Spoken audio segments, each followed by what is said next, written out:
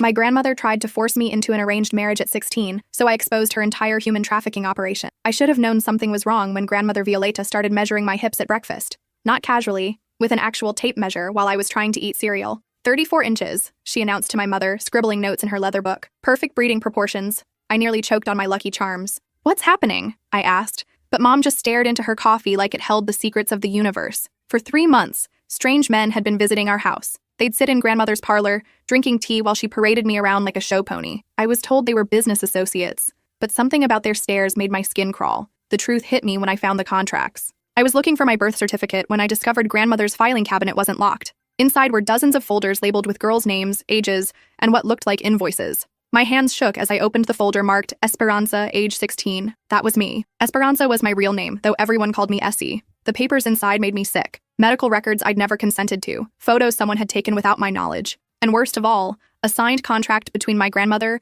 and someone named Dmitry Kozlov for $45,000. I was being sold. The medical records were horrifying. They detailed everything. Confirmation I was still a virgin, fertility assessments, even dental records. At the bottom, in grandmother's handwriting, delivery date, March 15th, payment upon receipt. March 15th was next week. That night, I pretended to have food poisoning and stayed in my room, photographing every document. There were 17 other girls' files. Some I recognized from school. Others were unfamiliar, with notes like delivered to client or payment complete. One file made me physically vomit. A girl named Luna, only 14, with a bright red deceased stamp across her photo. I had stumbled onto something much bigger than an arranged marriage. The next morning, grandmother announced my wedding to the family. Essie will be moving to Eastern Europe next week, she said over pancakes, as casually as discussing the weather. She's marrying a successful businessman who will provide well for her. My father looked confused. Since when? Since it was decided, grandmother cut him off with a look that could freeze hell. I excused myself and called my cousin Ricardo, who was studying criminal justice. When I sent him the photos, his response was immediate.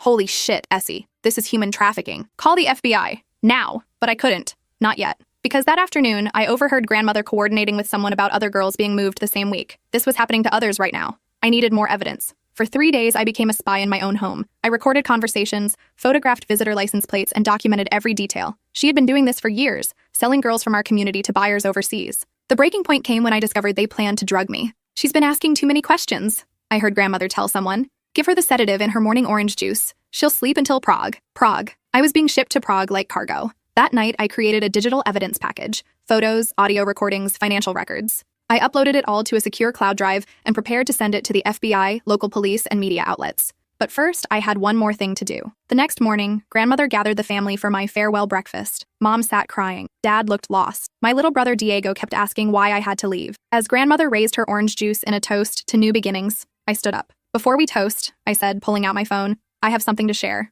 I hit play on the recording of her discussing my sale price. The room went dead silent. You sick bitch, my father whispered, finally understanding. Grandmother lunged for my phone, but I was faster. I'd already hit send on 18 different emails. Too late, I said. The FBI should be here any minute. And that's when she told me something that made my blood run cold. You stupid girl, she hissed. You have no idea how deep this goes. Your precious family is already on the list. Your mother agreed to this. Your father signed the papers. I turned to look at my parents. Mom wouldn't meet my eyes. Dad's face had gone white as fresh snow. What is she talking about? I demanded, my voice cracking like brittle glass. The silence stretched until my mother finally broke, her words coming out in broken sobs. We owed them money, she whispered, her hands shaking around her coffee cup. Gambling debts. Your father's gambling debts. They said this was the only way to make it right. My father stood up abruptly, knocking over his chair with a crash that echoed through our small dining room. Violeta said it was just an arranged marriage, he said desperately, his voice rising to almost a shout. Rich husband, good life in Europe. She never told us. Never said what? Grandmother laughed bitterly, a sound like nails on a chalkboard. Never said you were selling your daughter to pay off your poker losses? Never said these men don't take wives, they take slaves? Never said half these girls end up dead within a year? The room started spinning. My own parents had sold me. My own blood, my own flesh and bone had put a price tag on my head and shaken hands on the deal. That's when the front door exploded open with a crash that shook the entire house. FBI! Everyone on the ground! Hands where we can see them! Agents flooded our dining room in full tactical gear, automatic weapons drawn, shouting commands that barely registered through the roaring in my ears. In the chaos, I saw grandmother frantically trying to destroy papers, stuffing them in her mouth and chewing desperately. My mother collapsed sobbing on the linoleum floor. My father was being handcuffed, his face a mask of confusion and terror. Agent Patricia Torres found me huddled in the corner behind the overturned chair, still clutching my phone like a lifeline. Are you Esperanza Morales? She asked gently, her voice cutting through the chaos with surprising calm. I nodded, unable to speak. You're safe now, honey. Your evidence package was incredibly thorough. We've been tracking this network for 8 months, but we never had an inside source with this level of access. Over the next several hours, sitting in a sterile FBI conference room with terrible fluorescent lighting, I learned the full scope of what grandmother had been orchestrating. Her Blessed Union's cultural marriage services was a front for an international trafficking ring that spanned 3 continents. She'd been operating for 15 years, targeting families in financial distress throughout Latino communities across the Southwest and convincing them to marry off their daughters for debt forgiveness and promises of prosperity. The girls were never seen again. Luna, the 14-year-old whose file I'd found with the red deceased stamp, had died trying to escape a brothel in Moldova after being beaten so severely she suffered internal bleeding. 17 other girls had simply vanished into the network, their families receiving occasional fake letters and photos to maintain the illusion they were living happy, married lives. Your grandmother was what we call a Tier 1 recruiter, Agent Torres explained, sliding a thick folder across the metal table. She identified vulnerable families, built trust within communities through church connections and cultural organizations, then exploited desperate financial situations to convince parents they were doing what was best for their daughters. The financial records I'd photographed revealed transactions totaling over $1, $2 million across multiple years, with individual sales ranging from $25,000 for younger girls to $65,000 for older teenagers with specific physical characteristics buyers had requested. Agent Torres opened the folder to reveal surveillance photos I'd never seen before. Pictures of grandmother meeting with men in expensive suits at upscale restaurants, exchanging briefcases in hotel parking lots, even boarding private jets with young girls who looked terrified and confused. We've been building this case since 2019, she continued. But trafficking networks are like icebergs. We could only see the tip. Your evidence gave us the entire underwater structure. During questioning, more family secrets emerged that made my stomach turn. My parents had been in debt for $47,000 from Dad's gambling addiction that had spiraled out of control over 3 years. What started as occasional poker games had escalated to daily casino visits, online betting, and eventually desperate loans from increasingly dangerous people. Grandmother had offered to clear the entire debt in exchange for me, presenting herself as a savior, offering a solution that would benefit everyone involved. She had photographs, my mother sobbed during her interrogation, her mascara creating black rivers down her cheeks, pictures of other girls who'd married through her service. Beautiful houses, expensive clothes, jewelry. She said Essie would live like a princess in Europe, that these men specifically wanted American wives they could spoil and pamper. But the medical exams grandmother had secretly arranged through her network told a completely different story. The buyers weren't looking for wives to spoil. They were purchasing young, healthy girls for exploitation in various forms of forced labor, including prostitution, domestic servitude, and in some cases organ harvesting. Did you know about the other girls in your community who had gone missing? Agent Torres asked my parents during their second day of questioning. My mother broke down completely, her entire body shaking with sobs that sounded like they were being torn from her soul. We suspected something was wrong when the Ramirez girl went missing last year, she confessed. Rosa was only 15 when she left for her wedding in Romania. Her mother kept asking Violeta for more contact information, saying the letters Rosa was sending didn't sound like her voice. But Violeta always had explanations: cultural adjustment, learning a new language, being busy with her new wealthy lifestyle. The letters were fake. Rosa Ramirez had been killed 6 months after her wedding while trying to escape a trafficking compound in Bucharest. Her body was never recovered. Agent Torres slid another photograph across the table, a surveillance image from Romanian police showing a young girl who looked like Rosa being forced into a van outside a train station. This was taken 2 days before she died, Agent Torres said quietly. She'd managed to escape the compound and made it almost to the embassy before they caught her. My father, sitting in his orange jail jumpsuit, stared at the photo with haunted eyes. How many? He whispered. How many girls did we help kill by staying silent? 46. Agent Torres replied without hesitation. That's how many girls your mother-in-law trafficked during her 15-year operation. Esperanza would have been number 47. 3 days later, the coordinated raids began. Using my evidence and testimony, along with months of FBI surveillance, agents simultaneously struck 12 locations across 4 states. The operation involved over 200 federal agents, local police officers, and international law enforcement partners. They arrested grandmother at 6 a.m. while she was trying to flee to Mexico with 3 suitcases full of cash and fake identification documents. She fought like a wildcat, scratching one agent's face and biting another before they could get the handcuffs on her. Dmitry Kozlov, who was actually Viktor Petrov, a convicted trafficker who'd been on Interpol's most wanted list for 7 years, was arrested at a luxury hotel in Phoenix where he'd been waiting for my delivery. When agents broke down his door, they found him with detailed plans for transporting 4 girls to various international destinations that same week. The safe house where I was supposed to be taken was raided simultaneously by a joint task force. Located in a nondescript warehouse on the outskirts of Tucson, it had been set up to look like a legitimate shipping business from the outside. Inside, they found 4 other girls. Carmen Vasquez, 17, from El Paso, had been held there for 3 weeks. She'd lost 30 pounds and had visible track marks on her arms from sedatives they'd been using to keep her compliant. Sofia Mendoza, 15, from San Antonio, had been there for 10 days. Her marriage to a businessman in Ukraine had been scheduled for the following week. Isabella Rodriguez, 16, from Phoenix, had arrived just 2 days before the raid. She was still fighting them, still had fire in her eyes, still believed someone would come looking for her. And Arya Chen, 14, the youngest, who'd been trafficked from Los Angeles after her family was convinced she was being adopted by a wealthy American couple who wanted to give her educational opportunities they couldn't afford. All 4 girls were rescued alive, though the psychological trauma would take years to heal. The media coverage was intense and unrelenting. Local news stations called it the largest human trafficking bust in state history. National outlets picked up the story when they learned a 16-year-old girl had single-handedly exposed an international trafficking network by documenting her own attempted sale. CNN interviewed me via satellite from the FBI safe house where I was staying. "What made you realize you had to document everything instead of just running away?" Anderson Cooper asked. "I found Luna's file," I said, my voice barely above a whisper. "She was 14 when they killed her. I kept thinking about all the other Lunas who might be saved if someone could prove what was really happening.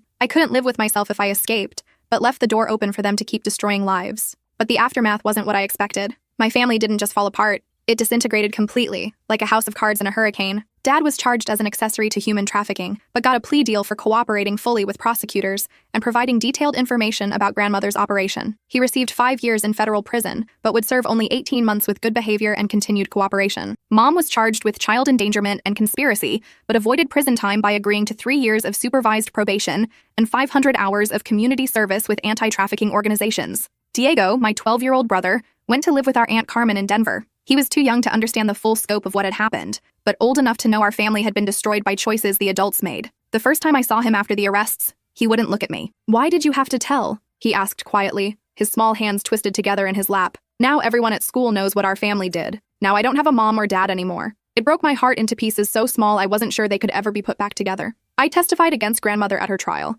which lasted 6 weeks and made national headlines daily. She showed no remorse whatsoever, even when faced with 17 counts of human trafficking, 6 counts of conspiracy to commit murder, and dozens of other federal charges connected to girls who died in the network. Her defense attorney tried to paint her as a victim of circumstance, a woman who'd grown up in poverty and abuse who was simply trying to help families escape similar situations. But when the prosecutor asked her directly about Luna, about Rosa, about the other girls whose deaths were directly connected to her trafficking operation, she showed her true nature. "These girls had better lives than what they were leaving," she said coldly, her voice carrying the same tone she'd used when discussing my hip measurements. "I gave them opportunities they never would have had otherwise. If some of them were too weak to adapt to their new circumstances, that's not my responsibility." The courtroom was dead silent. Even her own attorney looked sick. The judge, a stern woman in her 60s who'd been handling trafficking cases for over 20 years, leaned forward with an expression of barely controlled disgust. "Ma'am, you facilitated the sale, rape, torture, and murder of dozens of children for profit. You destroyed families, traumatized communities, and showed absolutely no regard for human life. This court finds you to be a dangerous predator who poses an ongoing threat to society." She sentenced grandmother to life without the possibility of parole, plus 300 additional years to run consecutively. As they led her away in shackles, grandmother turned to look directly at me in the witness gallery. Her eyes were filled with pure hatred, but also something else, fear. For the first time in my life, the woman who had terrified me since childhood looked small and powerless. During the trial, I learned even more disturbing details about the scope of the operation. Grandmother had been abused and sold herself as a young girl in Mexico, trafficked across the border at age 13 by men who promised her family she'd find work as a maid for wealthy Americans. Instead, she spent 3 years in forced prostitution before escaping during a police raid in El Paso. Rather than breaking the cycle of abuse, she'd decided to profit from it, convincing herself that she was giving girls opportunities while building a network that generated millions in revenue. "Trauma doesn't excuse evil," Agent Torres told me after the sentencing. "Some people who experience horrific abuse dedicate their lives to protecting others from the same fate. Others become predators themselves, perpetuating the cycle because they've learned to see exploitation as normal." The psychological evaluation conducted by federal experts revealed that grandmother had been operating similar trafficking networks in New Mexico, Texas, and California over the past 20 years. I was number 46 on her master list of trafficked girls. 6 months after the trial ended, I was invited to testify before Congress about gaps in human trafficking prevention and prosecution. Standing at that podium in the House of Representatives,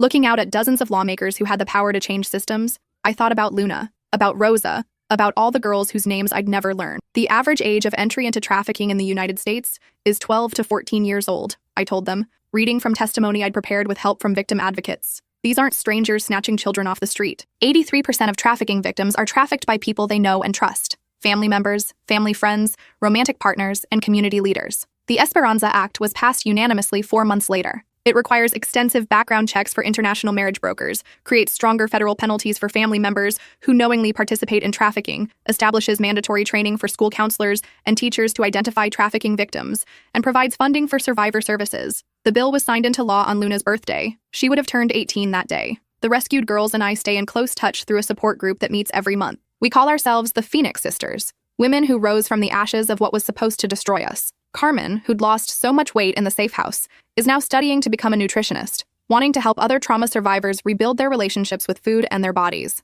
Sophia, the 15-year-old who is supposed to be shipped to Ukraine, is studying international law with plans to work for organizations that combat trafficking worldwide. Isabella, who never stopped fighting even in captivity, became a self-defense instructor who teaches free classes for at-risk girls in her community. Aria, the youngest at 14, is now in therapy and doing well in school, but still struggles with trust issues and nightmares. She's the reminder that some trauma takes years to heal, if it ever fully heals at all. We support each other through the difficult days, the anniversaries of our near trafficking, the moments when memories overwhelm us, the times when well-meaning people ask intrusive questions about our experiences. During one particularly difficult group session, Sophia asked a question that haunted all of us. Do you ever wonder what would have happened if Essie hadn't been brave enough to document everything? How many more girls would have disappeared? Agent Torres, who sometimes joined our group sessions, answered honestly, based on the intelligence we gathered, the network was expanding rapidly. They had plans to begin recruiting from middle schools, targeting even younger girls. Without Esperanza's evidence, we estimate they would have trafficked at least 50 more victims in the following year alone. 50 more Lunas, 50 more Rosas, 50 more girls whose families would receive fake letters while their daughters suffered unimaginable horrors.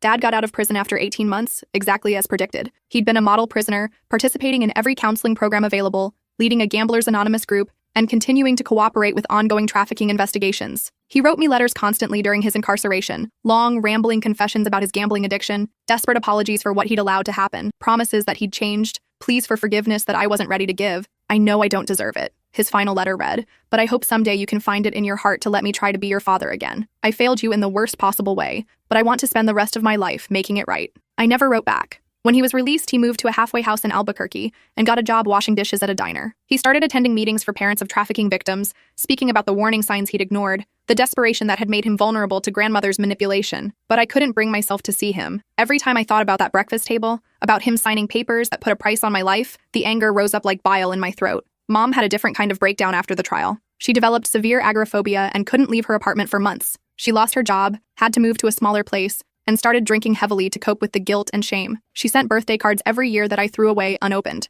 She left voicemails that I deleted without listening to. She reached out through Aunt Carmen, begging for just one chance to explain, to apologize, to try to repair what she'd helped destroy. But I couldn't forgive her either. Not yet. Maybe not ever. Because she'd had a choice. When grandmother presented that contract, when those men came to evaluate me like livestock, when the medical exams were scheduled, she'd had opportunities to say no, to protect me, to find another solution. Instead, she'd chosen to save herself and sacrifice me. Diego wrote to me sometimes from Denver. Aunt Carmen sent pictures of him playing baseball, graduating 8th grade, smiling with friends. He was healing in ways the rest of us couldn't. But in his letters, I could sense the weight he carried, the knowledge that his family had been willing to sell his sister, the confusion about why everything had to fall apart, the fear that people would always see him as connected to the trafficking operation. Do you hate Mom and Dad? He asked in one letter. I stared at that question for hours before writing back. I don't hate them, I finally replied, but I can't trust them. And I can't pretend that what they did was okay just because they were scared or desperate. Some things can't be forgiven, even by family. Last year, I got a call from Agent Torres that changed everything. We found something you should know about, she said, her voice carrying that careful tone she used when delivering news that could be good or devastating. They discovered grandmother's real records, not the files I'd found in her cabinet, but her actual master database, hidden in a safety deposit box registered under a fake name in 3 different states. She kept detailed notes about every girl she'd trafficked over 20 years, Agent Torres explained, including their final locations, the buyers' real identities, and in some cases, what happened to them after the sales were completed. My heart stopped. Luna, we've been able to rescue 3 more girls using her information, Agent Torres said. They're alive because of your courage to expose this network when you did. Luna, the 14-year-old I thought was dead based on the deceased stamp in her file, was actually being held in a compound in Bulgaria. The death certificate had been forged to close her case and stop any family inquiries. When Bulgarian authorities raided the location based on grandmother's intelligence, they found Luna, now 17, along with 8 other trafficking victims from various countries. She'd been forced into prostitution for 3 years, had suffered multiple injuries and infections, and had tried to kill herself twice, but she was alive. The first time I spoke to Luna via video call, arranged through victim services and international law enforcement, I barely recognized the laughing girl from the school photos I'd seen in her file. She was painfully thin, her hair had been shaved off, and she had scars on her arms that told stories I didn't want to imagine. But her eyes still held fire. You saved my life, she said in accented English she'd learned during recovery. When police came, they said American girl named Esperanza gave them information to find us. I knew it was you from the news stories. I started crying and couldn't stop. I thought you were dead, I whispered. I saw the stamp in your file. I thought I was too late to help you. You were not too late, she said firmly. Every day in that place I hoped someone would come. I never stopped believing, and you made it happen. Luna is now in intensive therapy and rehabilitation in Bulgaria, working with organizations that help trafficking survivors rebuild their lives. She wants to become a social worker to help other girls who experience what she experienced. The two other rescued girls were Maria Santos from Honduras, who'd been trafficked at 15 and held for 2 years in a domestic servitude situation in Germany, and Yuki Tanaka from Japan, who'd been sold into forced labor in a factory in Thailand at age 16. All 3 girls credit my exposure of the network with saving their lives. We've been able to rescue 3 girls and prosecute 17 additional traffickers using the intelligence from your grandmother's records, Agent Torres told me. But there's something else. We've identified 12 other families who were targeted by the network but didn't go through with the transactions. Your case going public scared them away from participating. 12 more families.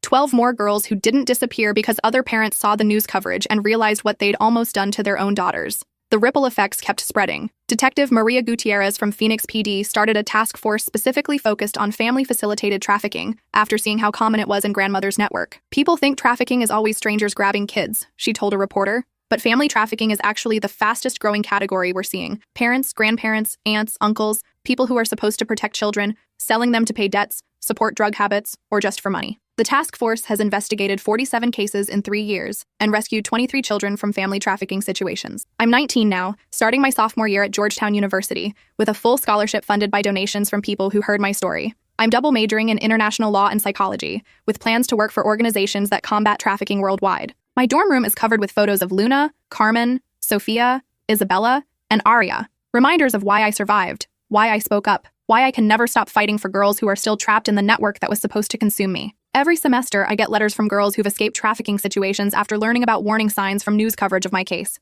A 15-year-old in Texas called the trafficking hotline when her aunt started arranging her marriage to an older man, leading to the discovery of a network targeting girls in immigrant communities. A 16-year-old in California recognized the manipulation tactics her boyfriend was using to isolate her from family and friends, realizing he was grooming her for trafficking before it escalated. A 14-year-old in Florida told her school counselor when her stepfather started talking about introducing her to business opportunities with his friends, preventing what investigators later determined would have been a sale into domestic servitude. These are the victories that keep me going when the nightmares come. When I wake up in cold sweats thinking about what would have happened if I hadn't found those files, if I hadn't been brave enough to document everything, if I just tried to run instead of fighting back. Last month, I received a letter that made me realize how far the consequences of my choice had reached. Dr. Patricia Morrison, a researcher at Johns Hopkins who studies family trafficking patterns, wrote to tell me that my case had become a cornerstone study in her field. The documentation you gathered and the courage you showed in exposing your own family's participation has fundamentally changed how we understand and combat trafficking, she wrote. Your case is taught in criminal justice programs, social work schools, and law enforcement academies across the country. The Esperanza Protocol is now standard procedure when investigating suspected trafficking cases, looking for family involvement, documenting financial motivations, and understanding how traffickers manipulate cultural expectations and economic desperation to convince families to participate in selling their children. But the letter that affected me most came from an unexpected source. Viktor Petrov, the man who was supposed to be my husband, wrote to me from federal prison where he's serving life without parole. You destroyed my life, his letter began, and I almost threw it away immediately. But something made me keep reading. I have spent 3 years in this cell thinking about what you did, and I realize now that you destroyed the life of a monster. You saved those girls, but you also saved me from becoming even worse than I already was. He went on to describe his own childhood in Russia, how he'd been sold by his family to criminal organizations at age 12, how years of abuse had turned him into someone who saw children as commodities instead of human beings. I'm not asking for forgiveness, he wrote. I'm not asking for sympathy. I am telling you that what you did was right, and brave, and necessary. You stopped me from destroying more lives. You stopped your grandmother from destroying more families. You changed everything. At the end of the letter, he included information about 3 other trafficking networks he'd worked with during his criminal career, details he was sharing with federal prosecutors in hopes that more victims could be rescued. I forwarded his letter to Agent Torres, who confirmed that his information had already led to 2 more arrests and the rescue of 1 additional trafficking victim. Even the man who was supposed to destroy my life had been changed by my choice to fight back. When people ask if I regret exposing my family, if I regret destroying the only life I'd ever known, I think about Luna video calling me from Bulgaria to show me the painting she'd finished in art therapy. I think about Carmen teaching a self-defense class to middle school girls, empowering them to protect themselves. I think about Sophia interning with an international human rights organization, using her experience to help draft policies that protect trafficking victims. I think about Isabella speaking at conferences about survivor empowerment, refusing to let her trauma define her limitations. I think about Aria, still healing but alive, still fighting, still believing that the world can be good despite everything she's endured. I think about the 43 other girls on grandmother's list who will never be sold because the network is destroyed. I think about the 12 families who decided not to participate after seeing the consequences of what my family did. I think about the investigators who use my case to recognize warning signs in other families. I think about the laws that have changed because lawmakers saw what happens when trafficking hides behind cultural traditions and family authority. And I remember what grandmother said during her final phone call from prison, 6 months before she died of a heart attack in her cell. "You destroyed your own family," she hissed, her voice as cold and bitter as ever. Was it worth it? Was destroying everyone you loved worth saving a few strangers? I thought about Diego, who was safe with Aunt Carmen and thriving in school, no longer living in a house where children could be sold to pay adult debts. I thought about the girls who were alive because I spoke up, because I documented everything, because I chose truth over family loyalty. I thought about the families who would never face this choice because the network that preyed on them was gone. Yes, I told her, my voice steady and sure, it was worth it. Saving those girls was worth everything, and I hung up on her forever. 3 years later, I still believe that. Even on the hard days, even when I miss having a family, even when I wonder what my life would have looked like if I'd just kept quiet and found another way to escape. Because some things are more important than family loyalty. Some things are more important than keeping secrets. Some fights are worth losing everything for. And some choices once made define who you are forever. I chose to be someone who protects children instead of someone who stays silent while they're destroyed. I chose to be someone who documents truth instead of someone who lives comfortable lies. I chose to be someone who breaks cycles instead of someone who perpetuates them. And every day when I wake up in my dorm room covered with photos of survivors, when I read letters from girls who escaped because of warnings my case provided, when I study international law so I can fight trafficking on a global scale, I know I made the right choice, even if it cost me everything I thought I wanted, even if it meant losing the family I thought I needed, even if it meant growing up faster than any 16-year-old should have to. Because the girls who lived, they were worth it. They are worth it. They will always be worth it. And as long as I have breath in my body and fight in my spirit, I'll keep making sure other girls know they're worth fighting for too.